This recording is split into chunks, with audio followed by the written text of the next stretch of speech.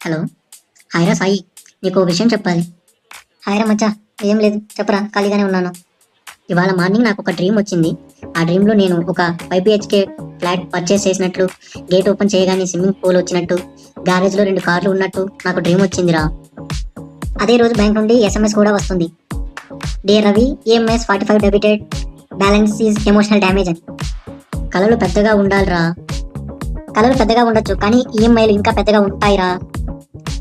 నేను international trips వేస్తే Switzerland, Paris, Australia. నీ సిచ్యువేషన్ చూస్తుంటే నువ్వు చూసేది బస్ పాస్, రెవెన్యూ సెంటర్ మరియు ఈఎంఐ పేమెంట్ కౌంటర్ మాత్రమే. ఇప్పుడురా నా డ్రీమ్స్ని చంపేస్తున్నావు. నేను కాదురా, నీ డ్రీమ్స్ని చంపేస్తుంది ఇంట్రెస్ట్ రేట్లు. ఒకరోజు నా పిల్లలందరూ ఫారిన్లో చదువుతారు. అప్పుడు నువ్వు ఇక్కడే ఉండి education loan login, forgot password అని టైప్ చేస్తూ కూర్చుంటావు. అసలు నీకు డ్రీమ్సే ఉండవారా?